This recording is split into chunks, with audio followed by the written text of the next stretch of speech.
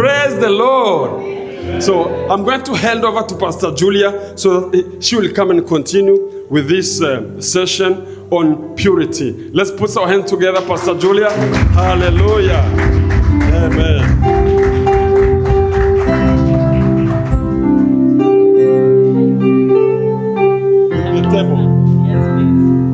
Hi, good morning. Greetings in the wonderful name of our Lord Jesus Christ.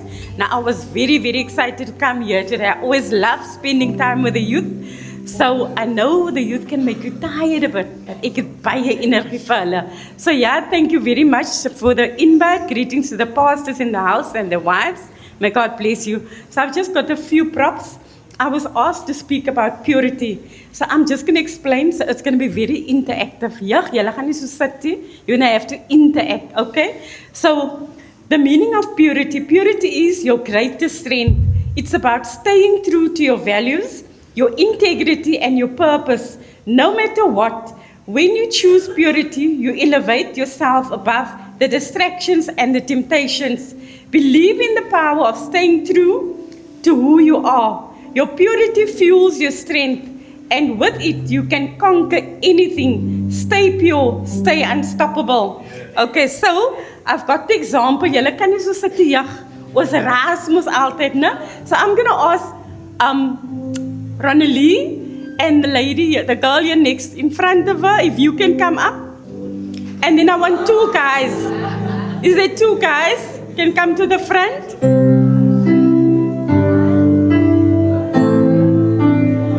Another guy, please. Okay. Okay, so stand aside quickly. Where's the girl? Yeah, with the denim jacket. Sandika.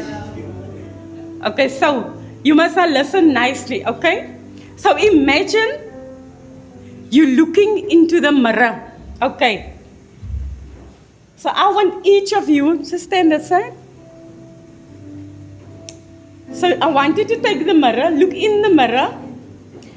Imagine this was this morning at home, right? Nobody passes the mirror, reg meisies? Nobody. As ons opstaan, when we wake up in the morning, you need to get done. You're first going to look into the mirror, right? Okay?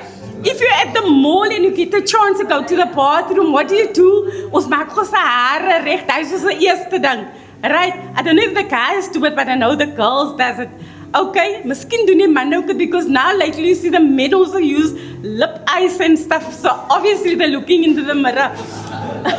So I wanted to be really truthful. Moenie don't tell lies today want ek gaan vir jou sê jy lieg volgende. So I wanted to look in the mirror. Imagine this was this morning when you woke up. What did you look in the mirror? What did you see this morning? What did you check in the mirror? I saw myself and I checked if my hair is right.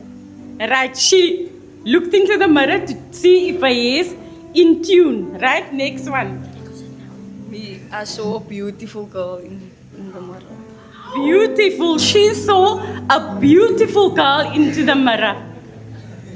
I checked for sleep in my eyes. Oh my word, he checked to see if there's any sleepiness. Almal doen daai, right? Nah, I checked this morning for is he a handsome guy. Oh my word. Can we give them a clap? You may be seated. Thank you, guys. So each one of us, when we wake up, we look into the mirror. When we're at work, we look into the mirror. When we're in the bathroom, we look at the mirror. As die kerk speel dit daarvoor by die interest. As jy ingaan, dan maak jy eers jou hare reg of jy maak eers jou make-up right. So a mirror is very, very special to all of us because we want to look perfect. So just as the mirror reveals your face, if you look into the mirror, you see the outside of your body. When you look into a full mirror, you see your entire body. En som van ons dan, joh, kyk hoe vet het ek geraak. En som kyk, oh, ek lyk lekker smart, you know. So the mirror reveals exactly who you are from the outside. Your choices, your actions, and your character reveal who you truly are inside. Staying pure isn't just about avoiding mistakes. It's about actively choosing to honor your values, your integrity, and your purpose. even when it's difficult. You have incredible strength within you. Every decision you make shapes your future. When you stay true to your core, your honesty, kindness, and discipline, you build a foundation that no one can shake. That inner purity becomes the greatest armor, guiding you through challenges and helping you stand tall. Remember, your true worth isn't measured by the appearances or fleeting desires. It's reflected in the integrity you carry inside. So look in the mirror and see someone capable of greatness. Believe in your power to stay pure, to rise above temptation, and to become the best version of yourself. The choice is yours. Make it with courage, conviction, and a heart full of purpose. So when you look into the mirror, remember that if you have a pimple in the face, die asif jy as who you are within yourselves. So you need to say, like the guy and the girl said, that they saw a beautiful person. So that is who you are from the inside, from the outside. But you must also believe and stay true to your values from who you are with inside. The next one, it's going to be, imagine we are in the communities. I'm a blameless in a community. All of us live in a community. And imagine the communities there. Let's make an example. This is a community. I just need Nikwa quickly. So imagine your community where you live. Each of us live in different areas. So I want you to think of your community.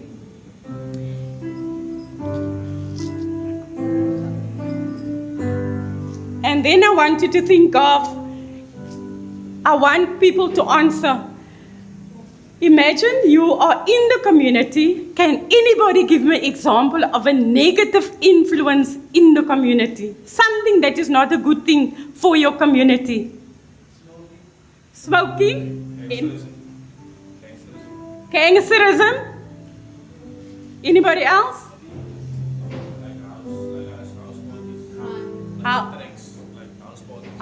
Like negative house parties that attract the wrong people. Crime, right? So that is all negative influences. I'll make an example: dishonesty and corruption, violence and crime, discrimination and intolerance, gossip and rumors, apathy and neglect, substance abuse, pollution and environmental harm, envy and unhealthy competition, ignorance and injustice. So all those stuff, just throw it in, can affect us, negative influence that affect our community. So if you look at the water, the community was clear, but because of all those negative influences, the bad influence, it basically dirties our environment. It affects our environment. It affects where we live, how we grow up because of those. If there's a substance abuse in the area, eventually people's gonna fight, gonna argue and stuff. So all those are negative influences. If there's a drug place in the area, it affects our youth, and that is what influences our community. But if you look at the clean glass, and then you see a community that is clean, how do we keep our community clean? By positive influences. Example, honesty, integrity, kindness and compassion, respect and tolerance, unity and teamwork, education and awareness, helping others and volunteering, environmental care and cleanliness, forgiveness and understanding, fairness and justice. These qualities act like pure water, nourishing and strengthening the community, promoting trust, peace and hope. And won't all of us just wish to have a community like that where there's no negative influences? But if you look at today, in all the areas you get negative influences that impact our community. Thank you, Nicola. Then the next one, I just want you to think of a lily. What color is a lily? Anybody? White. Who knows where does a lily grow? in the mud. But yet, although it grows in the mud, how does that lily grow? And the color, it's pure white. You don't see mud on the lily, it's pure. So the white lily embodies purity within society. It's pure, unblemished. The petal symbolizes innocence, integrity, and moral virtue. Just as the lily stands tall, untainted despite its surroundings. So you will always see a lily grows tall. You can see a lily from far because it's taller than the normal flower.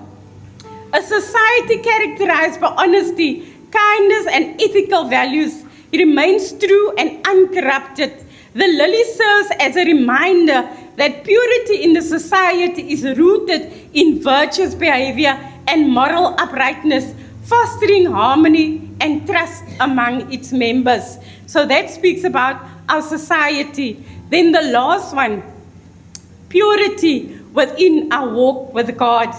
If you look at the cup, you see a beautiful cup. No cracks, no nothing. It's beautiful. But imagine you have that cup, and I dropped that cup. And imagine it was something that was like a special gift that you got from someone, special in your life, but that person passed away. But that person gave you that cup, and you treasure that cup. And one day you just broke that cup. What are you going to do? You're not going to get rid of it. Many of us, we hold on to that cup, although it's broken, because it's sentimental to us. It means something to us.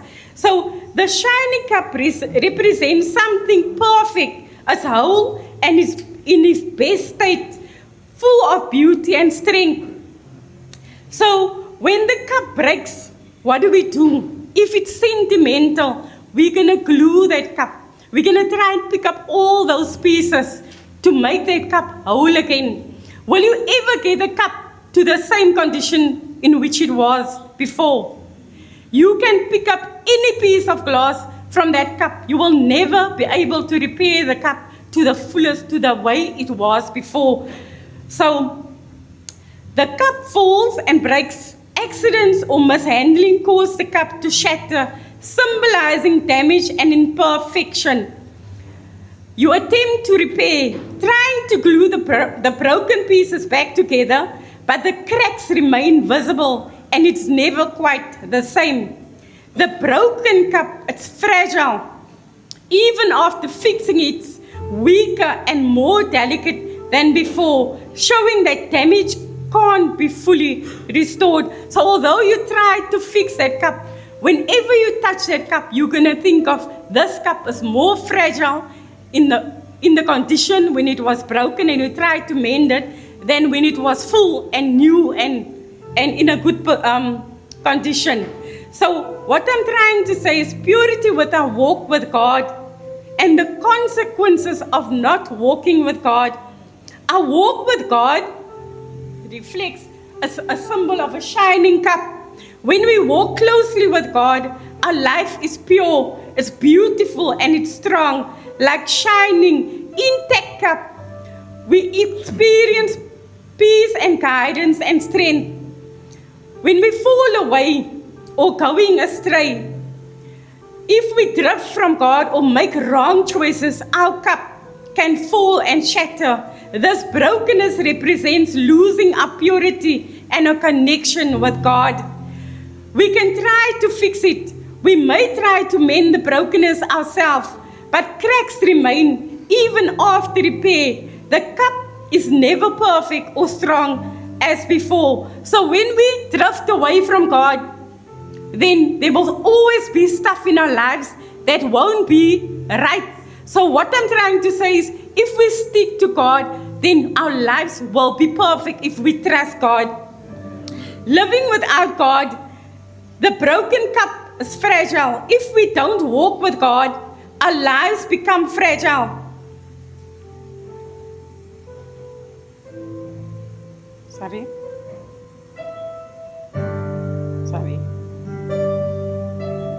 If we walk with God, our lives become fragile. If we don't walk with God, our lives become fragile and easily broken. Without His guidance and grace, we are vulnerable to damage, temptation, and spiritual weakness.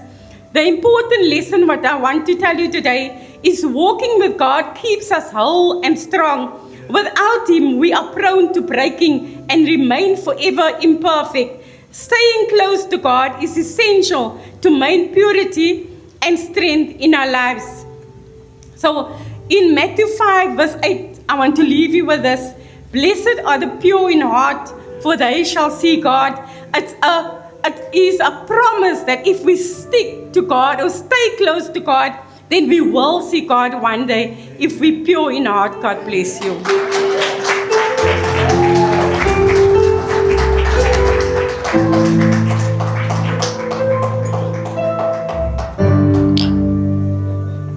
Thank you so much, Pastor Julia. It's another good time to have one song. Welcome, Mama.